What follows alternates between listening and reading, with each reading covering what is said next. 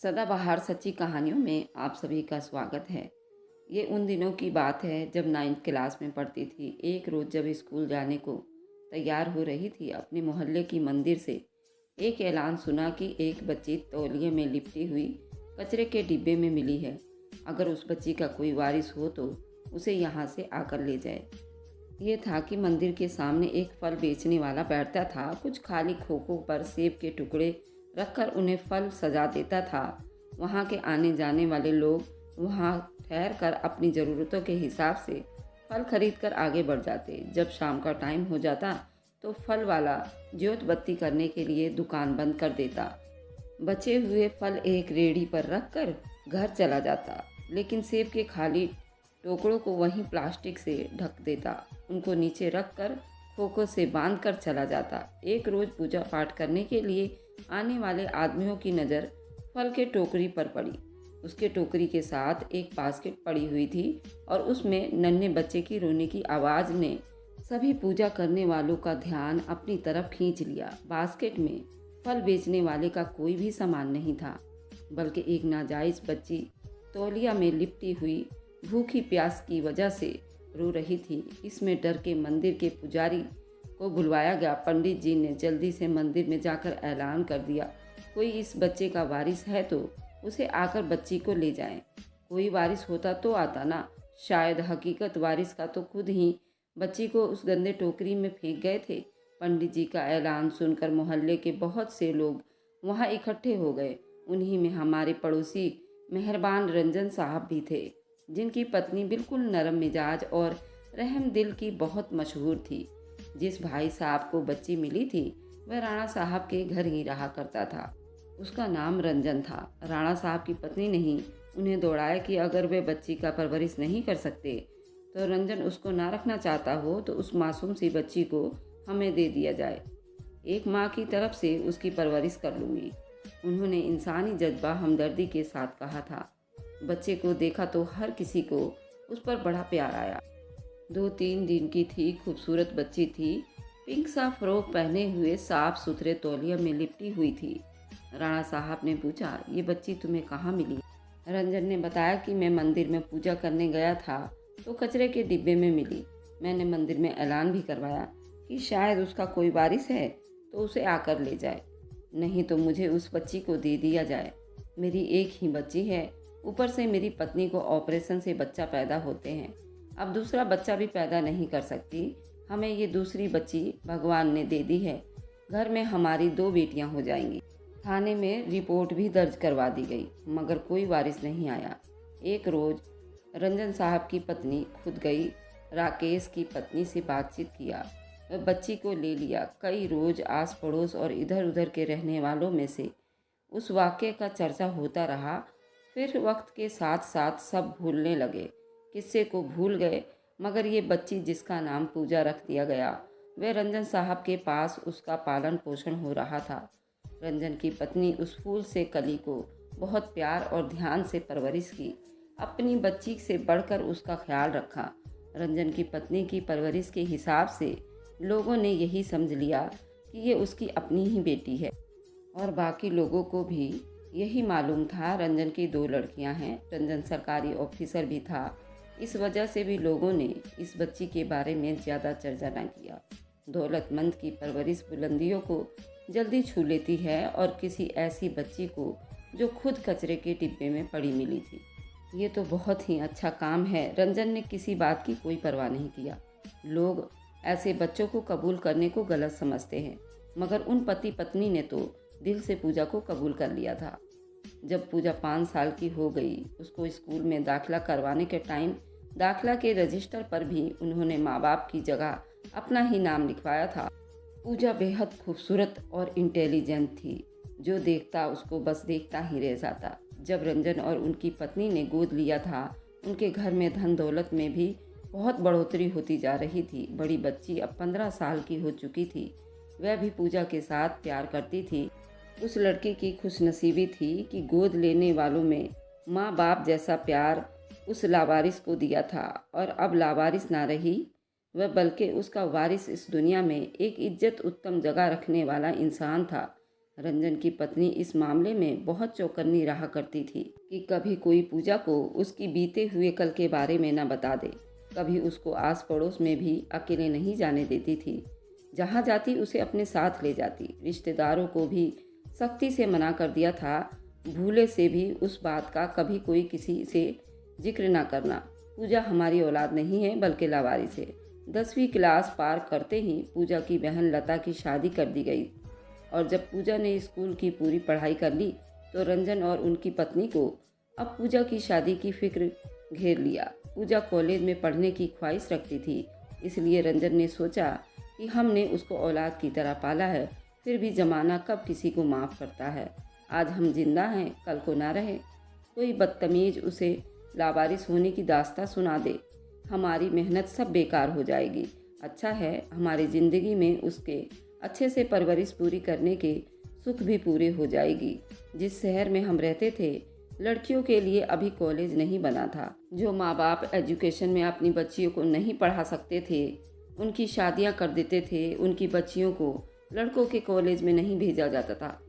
रंजन ने आगे की एजुकेशन पूरा करने के लिए उसका दाखिला दिलवाने से डरते थे, मगर उनकी पत्नी ने उन्हें हौसला दिखाया और पूजा को लड़कों के कॉलेज में दाखिला दिलवा दिया। क्लास में हमेशा वह प्रथम आती थी। वह बिल्कुल अलग थलग रहने वाली लड़की थी, तभी थोड़ी घमंडी समझी जाती थी। वह अपने क्लासमेट लड़कों से बिल्कुल भी अलग रहती थी, बिना ज़रूरत किसी से कोई बात ना करती थी। उसकी परवरिश में किसी तरह की कोई कमी नहीं रखी गई थी, मगर उसको अपने माँ बाप की इज्जत का भी बहुत डर था। उसकी हर ख्वाहिश को पूरा करते थे। कैलाश पूजा का क्लास फेलो था। लड़कियों में अगर पूजा को सबसे ज़्यादा अच्छा लगता था, लड़कों में कैलाश बहुत अच्छा था और पढ़ने लिखने में भी नंबर 1 था। जहाँ सारी लड़कियाँ कैलाश से दोस्ती करने के लिए मरी जाती थी, वहीं पूजा उससे बहुत जला करती थी। उस मकसद पर वह ठनी रहती थी कि कैलाश उससे हमेशा ज़्यादा नंबर लेकर आता था। वह सोचती थी कि क्लास में ये ना हो तभी तो मैं हमेशा अच्छे पोजीशन ला सकती हूँ। उसको नीचा दिखाने को ज़्यादा मेहनत से पड़ती थी, क्योंकि दोनों की शख्सियत में थोड़ी खूबियाँ अलग अलग थी। दोनों ही आदत और मिजाज के हिसाब से एक जैसे थे। वे पढ़ाई में ध्यान रखते थे, सबसे अलग अलग रहना पसंद करते थे और कैलाश को भी घमंडी माना जाता था। कुछ दिनों से पूजा को अब गणित का बहुत शौक हो गया था। उसे सवाल सॉल्व करने में कुछ मुश्किल आ रही थी। उसने 1-2 बार कैलाश से बात की। जो परेशानी सवाल समझने में हो रही थी, कैलाश ने उसको थोड़े मुश्किलों से फार्मूले से आसान बनाकर समझा दिए। इस तरह दोनों के बीच मुकाबले की खिंचाव में कमी आ गई और एक दूसरे के करीब आने लगी। एक दूसरे से मुकाबला और नीचा दिखाने की ख्वाहिश ने कब और किस पल उसमें एक दूसरे को पसंद करने की शुरुआत दिखाने की ख्वाहिश की, कब किस तरह किस लम्हे पसंदगी में जज्बात को जन्म दे दिया। और क्लास के कुछ बच्चों ने ही नोट कर लिया कि कैलाश पूजा का बहुत ख्याल रखने लगा है। अब कैलाश वह जानबूझकर एक आधा सवाल गलत करके पूजा से कम नंबर लेने की कोशिश करता है कि पूजा फर्स्ट पोजीशन पर आ जाए और वह सेकंड पोजीशन पर चला जाए। अब कैलाश इस हार जीत की खुशी महसूस करने लगा था। वह दोनों पहले एक दूसरे से बात तक न करते थे, अब बात करने के लिए बहाने तलाशने लगे थे। थोड़े दोस्तों ने मजाक भी उड़ाया था, तो कैलाश ने लोगों का मुंह बंद करने के लिए झूठ बोल दिया था कि पूजा की माँ और मेरी माँ बेस्ट फ्रेंड है। उनको अब एक दूसरे के लिए मोहब्बत का जज्बा पैदा होने लगा था और उनकी मोहब्बत अब परवान चढ़ने लगा। वे दोनों अपने टीचरों के चहेते स्टूडेंट बन गए, क्योंकि पढ़ाई के मामले में वे दोनों सबसे अलग और प्रथम थे। इसलिए टीचरों के दिलों में उनके इज्जत का मकाम सबसे ऊपर बना रहता था। दोनों ही मेहनती अपनी मंजिल की तरफ हो चले थे। किसी ने भी उनको बदनाम करने की ज़रूरत न की थी। अब पढ़ाई का आखिरी साल था और दोनों के सामने भविष्य का भी सवाल था। उनके दिल में ये ख्वाहिश जन्म ले चुकी थी कि कैलाश उसका जीवन साथी बने। उसको यकीन था कि वह इतना अच्छा लायक लड़का और उसका न सिर्फ भविष्य रोशन होगा बल्कि एक बेहतर जीवन साथी भी साबित हो सकता है। इधर कैलाश भी पूजा के बारे में ऐसा ही सोच रहा था, यही जज्बात रखता था। हमेशा अपनी पसंद से दोनों ही अपने अपने माँ बाप को याद दिलाते रहते थे, वरना बीता हुआ टाइम उनकी खुशियों की राह में रुकावट डाल सकता था। कैलाश के पापा कई बार कह चुके थे कि हम वही दुल्हन लाएंगे जिस लड़की को मेरा बेटा पसंद करता होगा, अपनी मर्जी ना थोपेंगे। अब रिजल्ट आ गया था। पूजा और कैलाश दोनों ही ने अपने प्रथम पोजीशन ली थी। अब असल टाइम स्ट्रगल करने का आ गया था। पूजा ने कैलाश के बारे में अपने घर वालों को बता दिया था कि वे अपने जीवन साथी के तौर पर किसी से शादी नहीं कर सकती। कैलाश के पापा का घर भी बहुत खुशहाल था। उसको भी नौकरी की कोई फिक्र ना थी। भगवान का दिया हुआ बहुत कुछ था। दौलत की कमी भी नहीं थी। कैलाश की माँ जल्द से जल्द अच्छे घर से उसकी दुल्हन लाना चाहती थी। रिश्तों की भी कोई कमी नहीं थी। कैलाश की माँ ने कई लड़कियों को दिखाया, कैलाश ने सबको रिजेक्ट कर दिया था। माँ ने कहा, फिर तुम ही उस लड़की का नाम पता बता दो जिससे तुम शादी करना चाहते हो। कैलाश ने पूजा के माँ बाप का पता बता दिया था। उसके घर से रिश्ता मांगोगे तो मैं शादी कर लूँगा। पता मालूम हुआ। कैलाश के माँ बाप सोच में पड़ गए, क्योंकि ये तो उनके नानी के मायके का मोहल्ला था। मगर कैलाश के पापा ने शादी से 1 साल पहले ही उस मोहल्ले से अपना मकान बेचकर आ गए थे। तब से ही वो मोहल्ले में नहीं गए थे। सोचा कि वे तो फिर पूजा के घर वालों को भी जानते होंगे। अगर वहाँ जाकर उसके बारे में हम छानबीन करने की ज़रूरत भी नहीं पड़ी। एक रोज़ बगैर अपने बेटे को बताए पूजा के पड़ोस में गई। ये भी पुराने रहने वाले थे। कैलाश के नाना नानी को अच्छे से जानते थे, यानी कि कैलाश के माँ को पहचान लिया। पूनम ने बताया कि वे रंजन साहब की लड़की पूजा को अपना बहू बनाना चाहती हैं और इसी सिलसिले में मैं इधर आई हूँ।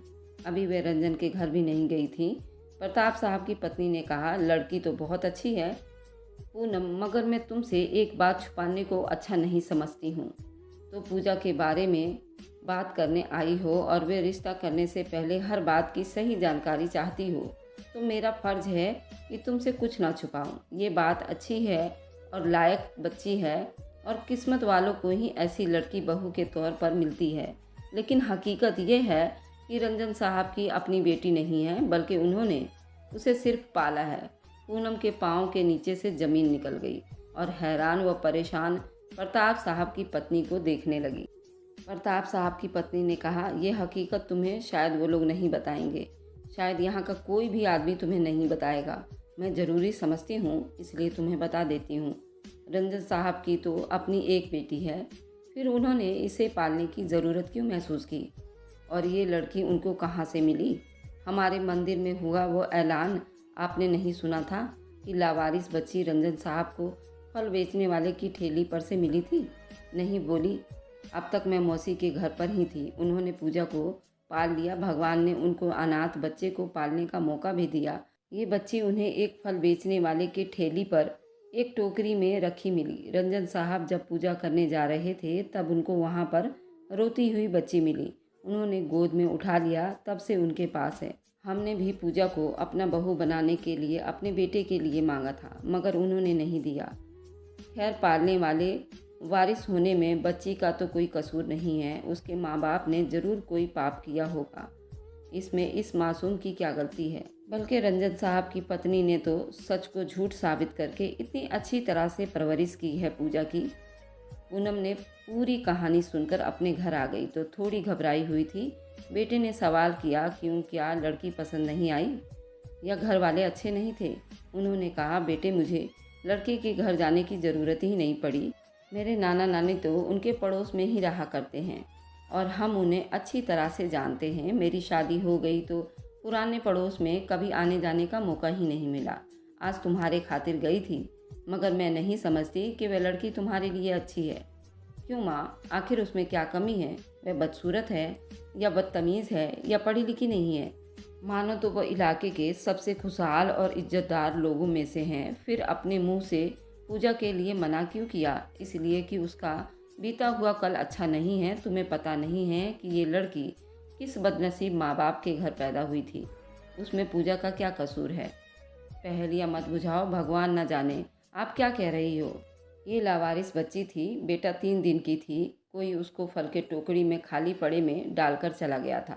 तभी ये तेरे रंजन अंकल को रोती हुई मिली थी और उन्होंने उसे गोद में लिया था।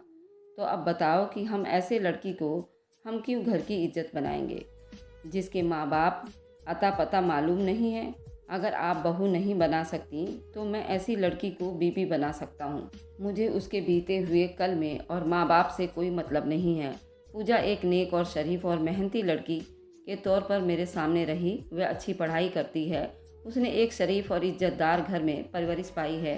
क्या यही काफ़ी नहीं है? बेटे के कड़े तेवर देखकर मैं चुप हो गई, मगर अंदाज़ा नहीं था कि अंदर से मैं सुलगने लगी कि कैसे बेटे को इस लावारिस लड़की से पीछा छुड़ाऊं। पूजा की माँ उसका इंतज़ार कर रही थी। पूजा कह चुकी थी कि जल्दी कैलाश अपनी माँ को रिश्ता लेकर हमारे घर भेज दो, आपका इंतज़ार कर रहे हैं। पूजा तो कैलाश के माँ के आने का इंतज़ार कर रही थी, इसलिए ऐसा कह रही थी, मगर वह लोग नहीं आ रहे थे। कैलाश के पापा को तो कोई ऐतराज़ नहीं था कि लड़की लावारिस है। कैलाश की माँ भी अड़ी हुई थी कि रिश्ता नहीं करना। कैलाश अपनी माँ से बहुत गुस्सा था और जिद ठान रखा था कि मुझे उसी लड़की से शादी करनी है। माँ बेटे में अब जिद ठन गई थी। कैलाश ने माँ के पांव तक छू लिए और माफ़ी तक मांग ली, लेकिन माँ थी इतना प्यार करने वाली, टस से मस ना होती थी, बल्कि उसकी परेशानी रोज़ बढ़ता ही जा रहा था। उसका प्यार नाकाम होता जा रहा था। माँ बेटे की खुशियों में सबसे बड़ी रुकावट बन गई थी। पति ने भी बहुत समझाया कि बेटे की खुशी का ख्याल करो और जिद छोड़ दो, मगर कैलाश की माँ पूनम ने यही जवाब दिया कि पूजा के अलावा वह चाहे जहाँ भी कहे वह शादी कर दूंगी, मगर उस लड़की से कभी ना करूंगी।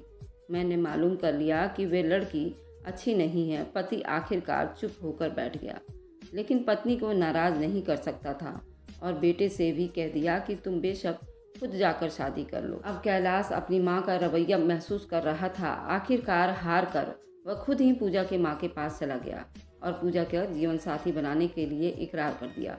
उन्होंने ये कहकर रिश्ते से मना कर दिया कि बेटा, बगैर तुम्हारे माँ बाप के हम तो अकेले अकेले को अपनी बेटी का रिश्ता देना अच्छा नहीं समझते। तुम अपने माँ बाप को राजी कर लो और तब आ जाओ, बात करेंगे। कैलाश ने दोबारा रिक्वेस्ट की। माँ तो राजी नहीं है और पापा तो राजी हैं। आप मेरे साथ चलो, माँ को रहने दो, उनको हम बाद में मना लेंगे। बेटा की मोहब्बत से मजबूर होकर उन्होंने हाँ भरी और कैलाश के रिश्ते के लिए बगैर पत्नी की इजाज़त को तय करने के वास्ते चल पड़े। घर आ गए। उन्होंने रंजन साहब की पुरानी जान पहचान निकल गई और वे पूजा का रिश्ता कैलाश से रजामंद हो गई। उन्होंने कहा, औरतों का मामला बाद में समझा जाएगा, अब ये सिर्फ लड़के और लड़की का कोर्ट मैरिज करा देते हैं। रंजन साहब ज़्यादा धूम धड़ाका भी नहीं करना चाहते थे, क्योंकि पूजा के लावारिस बच्चे के तौर पर मिलने का वाकया लोगों के दिमाग में अभी तक ताज़ा था। खैर, इसीलिए शादी के मौके पर ही भूला हुआ वाकया बरसों से पहले राज किसी के जुबान पर ना आ जाए और उनकी बच्ची का सुकून बर्बाद ना हो जाए।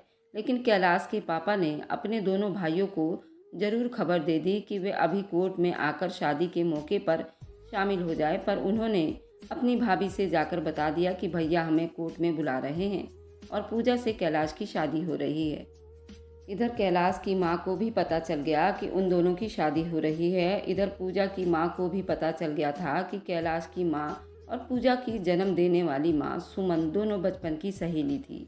5वीं क्लास से 10वीं क्लास तक वे दोनों एक क्लास में ही रहती थी और उनका कोई राज उनसे छिपा नहीं था। ये भी कि जब वह 10वीं क्लास में थी तो उन्हें एक लड़के से प्यार हो गया था और प्यार में इस हद तक चली गई थी कि उम्मीद से हो गई थी।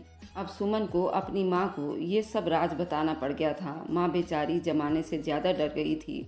लड़की को बहन के घर भिजवा दिया और जब सुमन ने एक बेनाम बाप की बच्ची को जन्म दिया तो उसकी माँ ने उस नाजायज़ बच्ची को एक फल फ्रूट के टोकरी में रात के 3 बजे ले जाकर डाल दिया और उस पर से चादर ढक दिया कि भगवान ने उसको उस मासूम जान को जिंदा रही तो उसकी ज़िंदगी और परवरिश इसका खुद ही इंतज़ाम कर देगा। उसके बाद सुमन दोबारा अपने माँ के घर चली गई।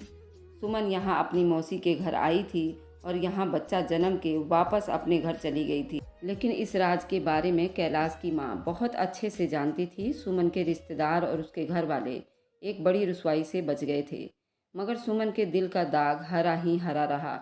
उसकी शादी हो गई। आज वह अपने पति के साथ ऐसे आराम से रहती है। इधर पूनम को ये असलियत पता चल गई और उसका बेटा उस लड़की पर फिदा हो गया। पूनम चाहती थी कि अपने बेटे को उस लड़की से बचा ले, लेकिन आज वह अपने बेटे कैलाश के जिद से सामने सब हथियार डाल चुकी थी कि कैलाश की जिद और उसकी मोहब्बत उसके लिए एक बड़ी आजमाइश बन रही थी। उसने मेरी मौसी से कहा, अब तुम ही बताओ कि मैं अपने बेटे से क्या कहकर मना करूँगी और कैसे ये हकीकत बताऊँ, क्योंकि उसमें तुम्हारी सारी गलती है और हमारी उन राजों से पर्दा भी ना उठ जाए तो हमें क्या करना चाहिए, और मैं अपने बेटे के बगैर बिल्कुल भी जिंदा नहीं रह सकती। सुमन की मौसी ने कहा कि तुम बिल्कुल चुप रहो और ये राज अपने पति को बिल्कुल ना बताना। पूजा, तुम अपने बेटे कैलाश को मेरे घर भेज दो, मैं उसको समझा दूंगी और ये कहकर हकीकत बता देगी कि बेटा इंसान गलती का पुतला है और तुम्हारी माँ के साथ तो धोखा हुआ था। मैं नहीं चाहती कि उस धोखे के तुम तकलीफ पहुँचे, इसलिए मैं तुम्हें सब सच्चाई बता देना चाहती हूँ। फिलहाल तुम पूजा से शादी नहीं कर सकते क्योंकि पूजा तुम्हारी बहन लगेगी। तुम इस रिश्ते को इस तरह रोंद नहीं सकते, लेकिन अब मजबूरी है। इस मामले को यहीं ख़त्म कर दो। अपनी माँ को भी शर्मिंदा मत करो, बल्कि उनको एक इंसान समझकर माफ़ कर दो। माँ भी एक इंसान होती हैं और कोई इंसान का रिश्ता नहीं होता। उन्होंने तुम्हें बहुत तकलीफ़ सहकर मोहब्बत से तुम्हें पाला है। कैलाश का चेहरा गम गुस्से से गहरे सदमे में चला गया और वो बगैर कुछ कहे मेरी मौसी के सामने से उठकर चला गया। बाद में मौसी ने मम्मी से कहा था कि मैं जानती थी कि माँ का राज जानकर उसके दिल में माँ के लिए मोहब्बत ख़त्म हो जाएगी। वह उठकर चला गया। बाद में मौसी ने मम्मी से कहा था कि मैं जानती हूँ कि माँ का राज उसके दिल में माँ के लिए मोहब्बत को ख़त्म कर देगी। उसकी हकीकत माँ के ऊपर से पर्दा उठने से घबरा कर अपने दोस्त के घर चला गया था। जब दोस्त ने उसकी हकीकत जानी तो वह बिल्कुल दंग रह गया, क्योंकि वह सुमन का लड़का उसका दोस्त था। सुमन ने इन दोनों की बातें चुपके से सुन लिया था और वह बिल्कुल दंग रह गई थी। वह कह रही थी कि मेरी की हुई गलती पूनम ने अपने सर ले लिया है और अपने बेटे को भी बेघर कर दिया है। उसी टाइम उसने पूनम को फ़ोन मिलाया। इधर पूनम भी अपने बेटे के लिए बहुत तड़प रही थी। उसने रोते हुए कॉल पर बात की और कहा, पता नहीं मेरा बेटा कहाँ चला गया है। सुमन ने आगे से कहा, मेरी की हुई गलती तुमने अपने सर ले लिया है। सहेली, ऐसा जुल्म अपने बच्चे पर मत करो और तुम मेरी पूजा बेटी से अपने बेटे की शादी कर लो। सुमन कैलाश को सारी हकीकत बता देती है। सुमन ने कहा कि तुम मेरे बेटे को ये बात बिल्कुल ना बता देना और ना ही मेरे पति को। मेरी कुंवारी की हुई गलती मेरे बेटे और मेरे पति को ले डूबेगा, इसलिए जाकर तुम पूजा बिटिया से शादी कर लो। अब मैं उसकी माँ नहीं, जिसने पाला है वही उसके माँ बाप हैं। इधर पूनम और उसके पति दोनों खुश हो गए और अपने बेटे की बारात लेकर पूजा के दरवाजे पर चले गए और बड़ी राजी खुशी से पूजा की शादी कैलाश से हो गई। और पूजा के पालने वाले माँ बाप को भी कुछ भी पता नहीं चल सका कि क्या हो रहा था। ये राज राज ही रह गया और पूजा अब विदा होकर कैलाश के घर आ गई थी। पर पूजा को भी नहीं बताया कि ये असली माँ कौन है। इस राज को सिर्फ राज ही रहने दिया और इस राज को 3 लोग जानते थे, कैलाश, कैलाश की माँ और सुमन। इन तीनों के अलावा आज तक वे राज किसी को नहीं मालूम है। अब कैलाश और पूजा के 2 प्यारे प्यारे बच्चे हैं। तो दोस्तों, कैसी लगी मेरी कहानी हमें कमेंट में ज़रूर बताइएगा। Thanks for watching, like and subscribe. Bye bye.